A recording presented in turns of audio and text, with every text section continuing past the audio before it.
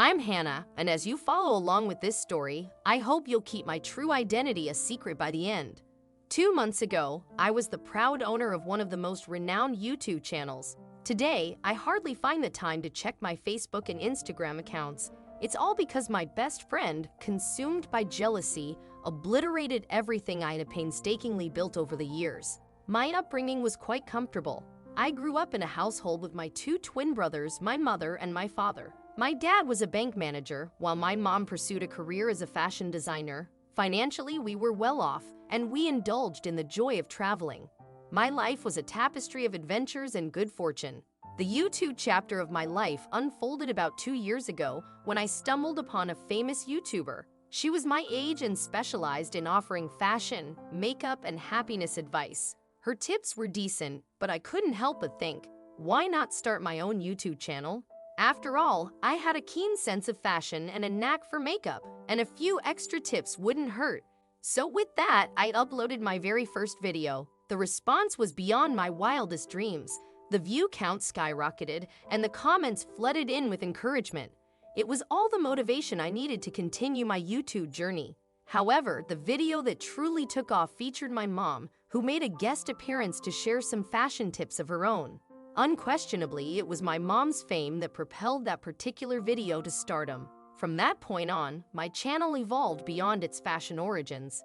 As things progressed, I found myself sharing videos of our family's globetrotting adventures around the world.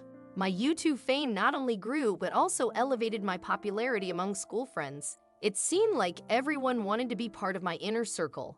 However, the friend who ultimately shattered my world, let's call her Reagan, was never really a friend before my YouTube journey began. Our friendship blossomed as a result of my newfound online presence. I suppose you could say we shared common interests. Reagan became somewhat of a shadow, always tagging along like my loyal sidekick. Our time together was filled with unforgettable moments. We even established a tradition of monthly sleepovers at my place, although I never received an invitation to her home. Then one day, Reagan proposed the idea of shooting a dare video together. Initially, I had reservations since it didn't align with the usual content on my channel, but eventually I agreed to give it a shot. Before we embarked on our video venture, she requested to borrow some of my mom's outfits because she claimed to lack suitable attire. I didn't think much of it at the time. I was casually dressed in jeans and a shirt. I assumed she wanted to look her best for her first video. Besides, my closet was overflowing with my mom's fashion creations, so I didn't mind lending her some clothing. As we began shooting the video, I couldn't help but notice that Reagan was behaving strangely on camera. It was as if she had assumed a persona entirely different from her usual self. We were creating a dare video, meant to be lighthearted and funny, yet Reagan remained oddly serious throughout. It turned out to be one of the least successful videos on my channel. Things took a turn for the worse after that video. Reagan became obsessed with the idea of becoming a famous and successful YouTuber just like me. I offered her advice and tips, genuinely wanting to help her achieve her dream. However, her responses often veered toward statements like, "I wish I had a mom like yours," or "I wish I had clothes like yours," or "I wish I could travel to those amazing places with you." It was understandable, and I sympathized with her, so I gave her some of my clothes to ease her longing. Gradually, Reagan started spending more and more time at my house, forming a close bond with my parents. It was almost as if she considered them her own family, a situation I didn't initially mind because Reagan had always been kind to me, or so I believed. She persistently pestered me about featuring in more videos together, but this time, I drew a line. There would be no more dare videos on my channel. Despite this, Reagan's presence in my videos became a regular occurrence. Although the views didn't match what they used to be, I managed to convince my viewers to accept her, which brought her immense joy. I was genuinely happy for her success, but I was determined not to let my own popularity change who I was. I wanted to remain the spontaneous, down-to-earth girl that my audience had grown to love from the beginning. It started to trouble me, though, as I observed a transformation in Reagan. She began to look down on people who hadn't achieved her level of fame, treating them as if they were utterly worthless. I remember one particular incident when we decided to grab ice cream from my favorite ice cream truck, conveniently located next to our school. Despite its simplicity, it served the most incredible vanilla ice cream. What I cherished about the place was that there were no seats nearby, which meant we had to enjoy our ice cream on the street. Eating street food was one of my absolute favorite things to do, but Reagan never seemed interested. It was as if she considered herself too good for ice cream from a truck.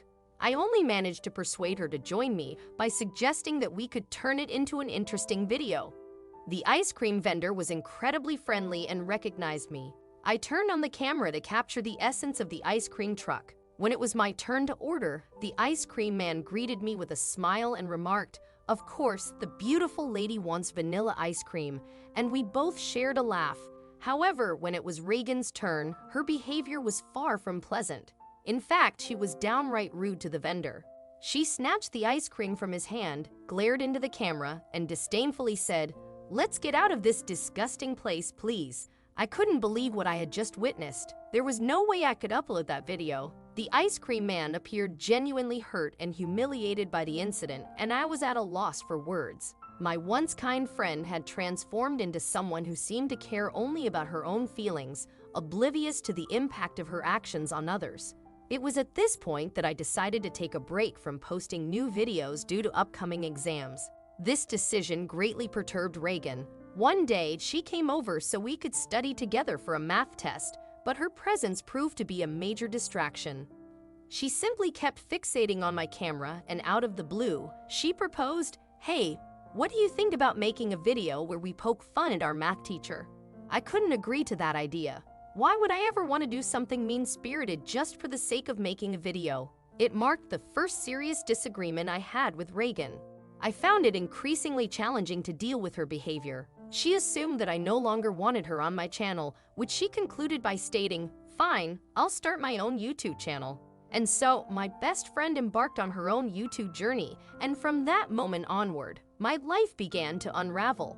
Right from the start, I wasn't fond of the content Reagan produced on her channel. Despite our friendship, I never even subscribed to her channel. When the camera rolled, she transformed into a completely different person, driven solely by the pursuit of fame, regardless of the cost. After the exams were behind us, my family and I made plans to visit Paris, a trip I was eagerly anticipating as it would be my first time there. While chatting with Reagan and our friends at school, I mentioned my upcoming vacation in Paris with great excitement.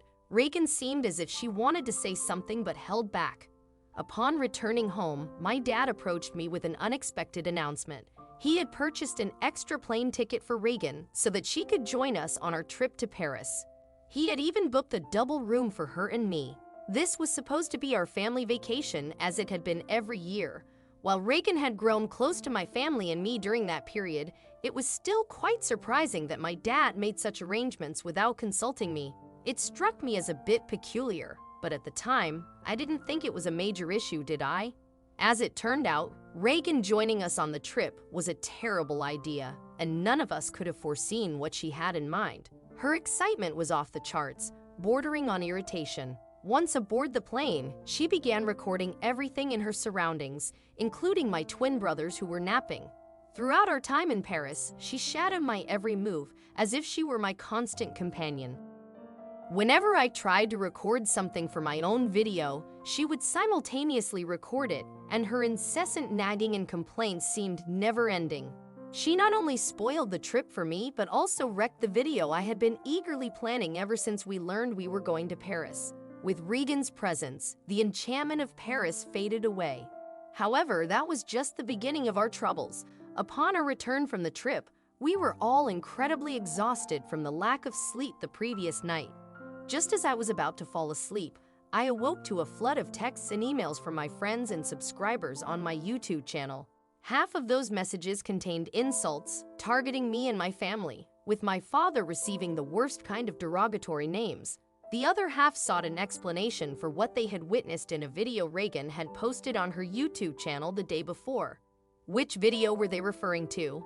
I hastily got out of bed, played the video in question, and couldn't believe my eyes. In the video, Reagan was crying on camera, alleging that my dad had lured her to Paris, convincing her that I wanted her to accompany us on our trip solely so he could harm her.